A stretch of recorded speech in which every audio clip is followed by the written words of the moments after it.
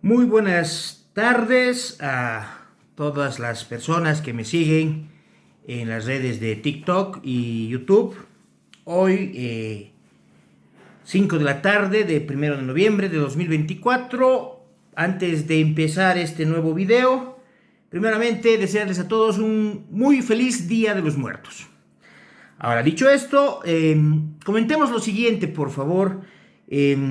Se me ha pedido de nueva cuenta en los mensajes que he estado leyendo en el TikTok y algunos otros mensajes que se me ha enviado en el YouTube lo siguiente.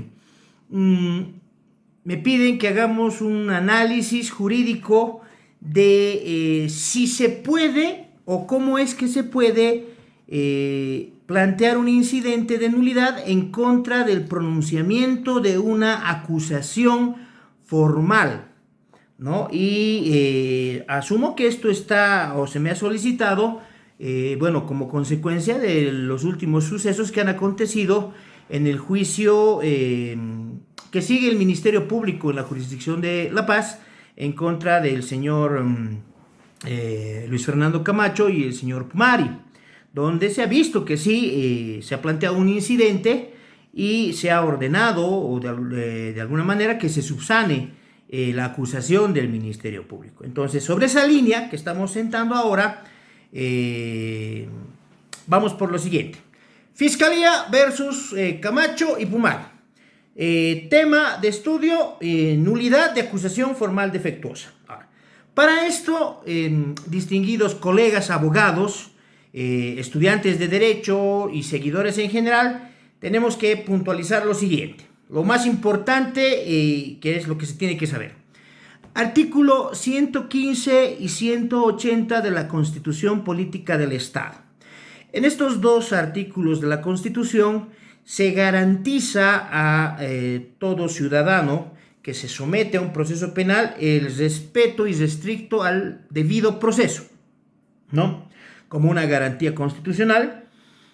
Pero para entender los alcances conceptuales del debido proceso y para conocer cuáles son los elementos que lo configuran, que a un tiempo son derechos y garantías constitucionales, es menester que se dé lectura, y recomiendo eso obviamente, a la doctrina legal sentada en el Auto Supremo número 199, quebrado 2013, de 11 de julio del 2013. Ahí, en ese Auto Supremo, se da un concepto del debido proceso y a un tiempo se enlistan 17 derechos o garantías constitucionales que configuran el debido proceso, ¿no? Y de entre las más relevantes a los efectos de este análisis viene a ser el derecho a la fundamentación, motivación y congruencia de las resoluciones, partiendo de la premisa de que la acusación formal que pronuncia el Ministerio Público es una resolución y por lo mismo esta tiene que estar debidamente fundamentada y motivada. Ahora bien, también aconsejaría, y sígaseme en esto por favor, que se dé lectura a la ratio decidendi y fundamentos jurídicos del fallo de la sentencia constitucional 0487, quebrado 2004-R, de 31 de marzo de 2004, donde se establece que la acusación fiscal es la base de juicio. Y en esta línea jurisprudencial, en esta sentencia constitucional, se hace un análisis de qué requisitos debe de cumplir en su pronunciamiento una acusación formal por parte del Ministerio Público. Entonces, ese entendimiento jurisprudencial ha sido recogido por la sentencia constitucional 0366, quebrado 2005-R, de 14 de abril del 2005. Entonces, bajo esa premisa, debemos entender esto.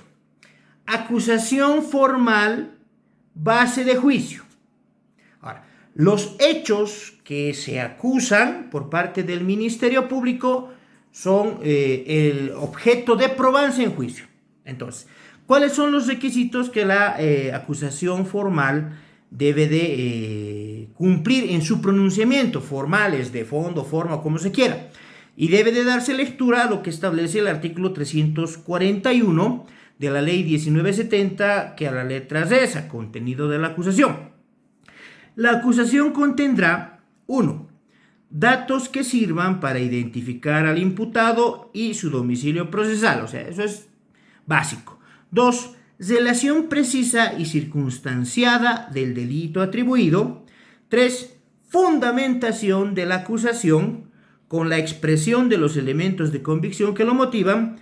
4. Los preceptos jurídicos aplicables. Y 5. El ofrecimiento de la prueba que se producirá en juicio, etcétera, etcétera, etcétera. Ahora, de la lectura de este articulado, el 341, existe una relación simbiótica, si vale el término, entre lo que establece el numeral 2, relación precisa y circunstanciada del delito, el 3, la fundamentación de la acusación, y el 4, los preceptos jurídicos aplicables. ¿Por qué?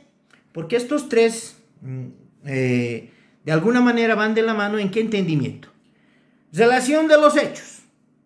El imputado, el acusado, fulano de tal, en fecha tantos, hizo esto, esto, esto. Hasta ahí estamos bien. ¿No? Fundamentación de la acusación, motivación, preceptos jurídicos aplicables. Esto que hizo el acusado se adecúa a este tipo penal, ¿no? Entonces, esa es la premisa. Cuando el fiscal acusa y no cuenta o no narra bien los hechos o cuál la conducta desplegada por el acusado, y a un tiempo después de narrar una determinada situación, erróneamente pretende que eso encaje a un tipo penal, ¿no? Que acusa, pero que no se encuentra una coincidencia con los elementos constitutivos. Entonces sí, colegas abogados, colegas estudiantes de derecho, personas en general que les gusta conocer materia penal, sí estamos hablando de que esa acusación formal en su pronunciamiento es defectuosa, porque estaría vulnerando el debido proceso en su elemento configurativo, derecho a la fundamentación, motivación y congruencia de la resolución. Y si esto es así, ¿no?, se termina violentando el derecho a la defensa y el derecho a la igualdad procesal de partes como elementos también configurativos del debido proceso. Por ejemplo, Yasmani Torrico, ¿no?, vuelvo a decir, es un ejemplo clásico. Entra a un determinado lugar, se lleva una billetera y en vez de decir hurto, Fiscalía dice robo agravado y tentativa de asesinato. Eso no es una debida fundamentación, una debida motivación de la resolución de acusación formal, ¿no? Y bajo esa línea, sí, pues, cuando una resolución o una determinación de los fiscales como administradores de justicia, ¿no?, violentan ese derecho constitucional, se entiende que se está entrando en el campo de los llamados defectos absolutos. Y sí tiene que ser objeto del planteamiento de un incidente. Ahora, históricamente, por decirlo así, ¿qué pasaba antes? Cuando estábamos frente a una acusación que no explicaba bien los hechos, que no adecuaba bien la conducta al tipo penal, no había una debida subsunción, esa es la palabra, ¿no? ¿Qué pasaba antes? Antes lo único que se podía hacer era accionar, ¿no?, dentro de los alcances de lo que decía la sentencia constitucional 0801/2004-R de 26 de mayo del 2004, cuya ratio decidendi y fundamentos jurídicos del fallo en lo principal y en lo sustancial decía lo siguiente: cuando estábamos frente a una acusación formal defectuosa. Y me permito leer para ustedes, colegas queridos y estudiantes y seguidores de las redes sociales. A ver. Entonces, al tratarse, en el caso de autos, de un requerimiento fiscal acusatorio, el actor no tenía posibilidad de impugnarlo mediante los recursos previstos para objetar decisiones judiciales, sino que, a más de pedir al tribunal de sentencia disponga la subsanación de las omisiones que se considera existan, etcétera, etcétera, etcétera. Entonces, a un principio, ¿qué es lo único que podía hacer la defensa? Cuando, entre comillas, estaba frente a una acusación mal pronunciada por la fiscalía. Agarrar un memorial, ¿no? Dirigirse al tribunal y decirle, de manera fundamentada, solicito ordene, se subsane acusación formal defectuosa. Y ahí explicar en ese memorial por qué es que considerábamos que la acusación formal en su pronunciamiento era defectuosa y agraviaba, ¿no?, nuestros derechos y garantías constitucionales. Bueno, eso era un principio. Pero más adelante, gracias a Dios, estimados colegas, este primer entendimiento termina de alguna manera modulándose. Y esto pasa al pronunciamiento de la sentencia constitucional plurinacional, tomen nota por favor, 0218, quebrado 2021-S3, de 14 de mayo del 2021. A ver, esta nueva línea jurisprudencial, moduladora si vale el término, que nos enseña, en resumen, que sí puedes, en todo caso, plantear un incidente de nulidad de obrados por defectos absolutos dentro de los alcances de lo dispuesto en el artículo 169, numeral 3 de la ley 1970, en contra de una acusación formal defectuosa. Partiendo de qué razonamiento, de que la acusación formal, dentro de los alcances del artículo 340, 341 y 342, es base de juicio. Y también es facultad del tribunal observar, incluso de oficio, el pronunciamiento de dicha acusación formal y ver si cumple o no los requisitos, ¿no?, del 341. ¿Ya? Pero aquí viene ya, digamos, una reconducción en cuanto al plazo para su planteamiento. ¿A qué me refiero?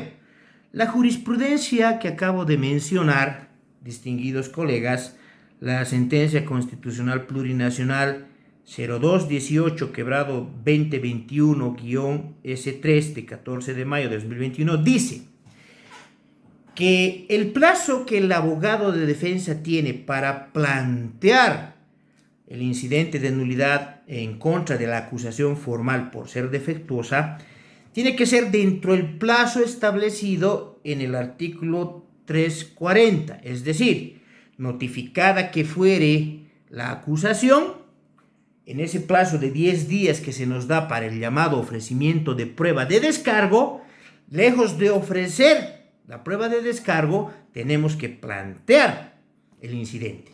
¿Para qué? Para que dentro de los plazos del 314 y 315, el tribunal resuelva y en caso de que se nos niegue la viabilidad o procedencia del incidente planteado, se nos reconozca así el derecho a recurrir.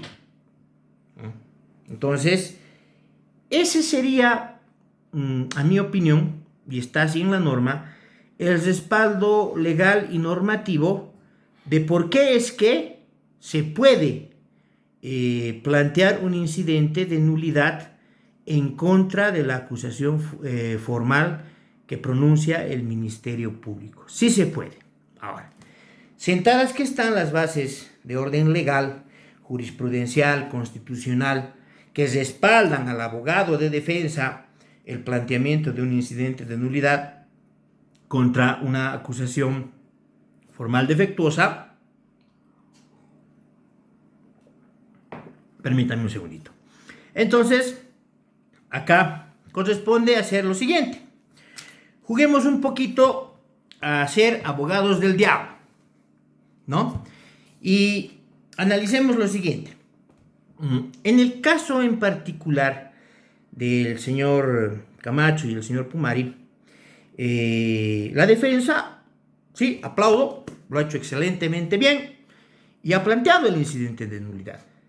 Ahora, no me queda claro, ¿no?, si este incidente lo plantearon dentro del plazo que establece la sentencia constitucional plurinacional 0218/2021-S3 o en su defecto lo han planteado dentro lo que establece el artículo 345, trámites de los incidentes de la ley 1970 en juicio. Esa parte no me queda claro, muy claro, por lo siguiente. ¿Por qué? Porque, bueno, a criterio muy personal, si la defensa del señor Camacho y el señor Pumari plantearon este incidente de nulidad de la acusación formal defectuosa en juicio, amparándose en lo dispuesto por el artículo 345, trámites e incidentes, entiendo yo de que el tribunal, a tiempo de resolver, debió haber rechazado el incidente de manera in limine por haber planteado el incidente fuera de plazo. Y esto no es especulativo. ¿Por qué? Porque, vuelvo a decir, el plazo para el planteamiento se rige a través de las directrices sentadas en la ratio decidendi y fundamentos jurídicos del fallo de la sentencia constitucional plurinacional 0218/2021-S3, que estamos repitiendo ya tantas veces. Entonces, por más de que hubiesen tenido razón, que sé que la han tenido, el tribunal debió haber rechazado in limine. De ser esa la situación hipotética, ¿no? Ahora bien, también es una opinión muy personal. Cuando planteas un incidente de nulidad al amparo del 169 numeral 3, nulidad de obrados por defectos absolutos, bueno, pues el defecto absoluto es insubsanable, es inconvalidable. Si esto es así, no podría haberse ordenado por parte del tribunal del caso del señor Camacho y el señor Pumari, no podría haberse ordenado 24 horas para que se subsane. No, porque un defecto absoluto que es insubsanable genera la nulidad de, y se entiende jurídicamente que nulo se lo tiene por inexistente. Consecuentemente, entiendo yo de que ordenado, dispuesta la nulidad, a la inexistencia del pronunciamiento de una debida acusación formal, se tendría que devolver obrados hasta el juez de la instrucción penal, y ahí verá la fiscalía si pronuncia o no una acusación, esta vez debidamente fundamentada y motivada. Y si eso pasaba, tal vez ahí la defensa directamente pedir al juez de la instrucción penal, a razón de la nulidad de obrados y los plazos vencidos, que declare la extinción del proceso. Pero bueno, solamente son hipótesis y teorías. ¿Por qué? Porque debemos ser conscientes de que no estamos en conocimiento de todos los antecedentes de ese proceso. Vuelvo a decir, solo se me ha pedido que hagamos un análisis de si se puede o no realmente plantear un incidente de nulidad contra una imputación formal defectuosa. Y para terminar, analicemos si había razón de ser, ¿no? Razón de ser para anular la acusación formal que se ha planteado en contra, que se ha planteado dentro del caso del señor Camacho y el señor Pumari. A ver, vamos con calma. Según los medios de comunicación, ¿no? Al señor Camacho y al señor Pumari, en este orden vamos a seguir, se los ha acusado por los siguientes delitos: artículo 126, conspiración. Artículo 127, seducción de tropas. Artículo 132, asociación delictuosa. Y artículo 133, terrorismo. Ya, por lo menos eso es lo que he escuchado en los medios de comunicación. Estableciendo esto, colegas abogados, la pregunta es, aún de no saber cómo es que realmente se ha pronunciado esa acusación en contra del señor Camacho y del señor Pumari por estos delitos, ¿habrá estado bien pronunciada la acusación fiscal? Aún de no saber todos los datos, yo digo que no estaba bien pronunciada. Ha debido estar una lágrima esa acusación. ¿Ya? Y me permito demostrar por qué. A ver, el artículo 126, conspiración del Código Penal, dice lo siguiente: el que tomare parte en una conspiración de 3 o más personas para cometer los delitos de rebelión o sedición será sancionado con la pena del delito que se trataba de perpetrar, disminuida en una mitad. Ya desde ahí, la acusación formal del Ministerio Público es un desastre. ¿Por qué? Primero, colegas abogados, y por favor les pido, les suplico, revisemos juntos el Código Penal.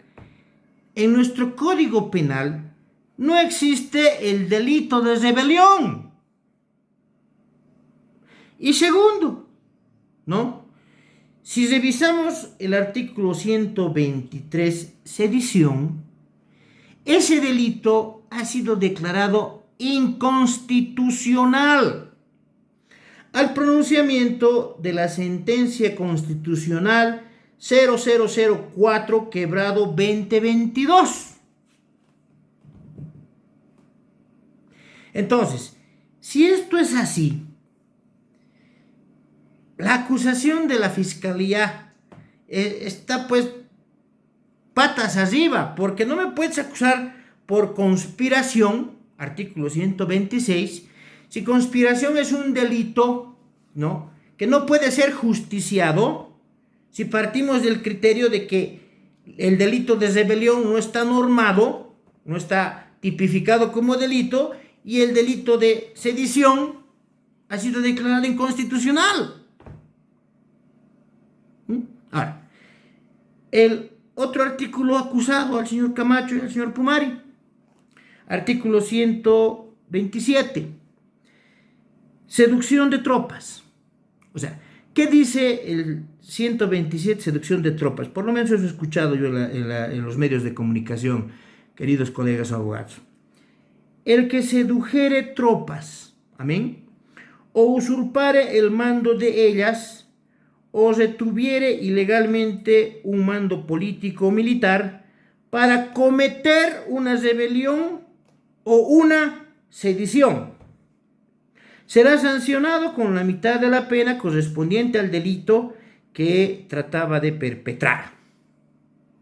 Ya, a ver, nuevamente, si analizamos el tipo penal del artículo 127, seducción de tropas, y vemos los elementos constitutivos de ese delito, ya, de igual manera es imposible justiciar la supuesta comisión del delito de seducción de tropas, porque la finalidad para seducir, entre comillas, tropas, deviene de la intención de cometer una rebelión, que ya hemos dicho que no está tipificado como delito en el Código Penal, o una sedición, que acabamos de decir que ha sido declarada inconstitucional al pronunciamiento de la sentencia constitucional plurinacional 0004/2023. Entonces, ya son 2 delitos, ¿no?, que se acusan, en ese caso en particular, al señor Camacho y al señor Pumari, que son imposibles de justiciar. Entonces, cierto nomás es que no estamos pues frente a una acusación formal, ¿no? Debidamente fundamentada y motivada, ¿no? Sin necesidad de conocer, entre comillas, qué tipo de conducta se haya plasmado en esa acusación, que se diga que hayan desplegado los acusados. Entonces sí debió haberse anulado todo eso, ni siquiera ordenarse que se subsane. Vuelvo a decir, desconociendo realmente el fondo de la situación. Lo que se ve se anota. Ahora, si hablamos, y para ya no cansarlos, ni entrar en más polémica y debate, si hablamos del artículo 132, asociación delictuosa, que entiendo que también se ha acusado ese delito en esa mal llamada acusación, dice, ¿no? El que formare parte de una asociación de 4 o más personas destinadas a cometer delitos será sancionado, bla, bla, bla, bla. Y luego les meten el artículo 133, terrorismo, que es muy, muy, muy extenso, pero yo formé un grupo de 3 o más personas a título de asociación delictuosa con la intención de cometer varios delitos, conspiración, seducción de tropas y demás, o esencialmente conformé un grupo que debe detenerse como una célula terrorista. ¿Ya? Y si vamos sobre esa lógica, ¿no? O uno o el otro, pero jamás los dos. Lo cierto es, mis estimados colegas, seguidores de TikTok y las redes sociales, y la verdad, encantadísimo y muchas gracias por seguirme, apoyarme, que ya desde un punto de vista muy personal, porque entiendo yo que este tipo de videos le llega a colegas abogados y estudiantes de derecho que tienen ese norte o esa intención de ser abogados de defensa, ¿no? Entonces, decir así, la fiscalía, con honrosas excepciones, ¿no? Los fiscales realmente no saben pronunciar sus resoluciones, ya sea de imputación formal y peor de acusación formal. Para mí, colegas, el modo que tiene el Ministerio Público de pronunciar sus acusaciones formales es un verdadero modus operandi. Y en todo caso, créanme cuando les digo que desde un punto de vista muy personal, para el fiscal, por ejemplo, que ha pronunciado la acusación en contra del señor Camacho y Pumari, ¿no? Seducción de tropas, en su cabeza debe ser algo así. Miren ahí arribita, por favor. Miren arribita la foto. Para ese fiscal, seducción de tropas, ¿ya? Lo entiende así, como esa imagen que estoy poniendo arriba mío. Eso debe ser seducción de tropas para el Ministerio Público. Una vergüenza. Recuerden, queridos colegas, 2 cosas. 1, que el respeto es algo que uno se gana, no es algo que se te va a dar porque ocupes un cargo de juez o fiscal. Y 2, el conocimiento es poder, y el poder que deviene del conocimiento debería ser para todos nosotros, no para todos. Así que, por favor, compartan este video, síganme en YouTube, y una vez que lleguemos a la cantidad necesaria de suscriptores, voy a empezar a tratar de hacer en vivos donde podamos hablar de los temas que ustedes quieran que hablemos. Por lo mismo, muchísimas gracias, Dios me los bendiga y nuevamente, feliz Día de los Muertos.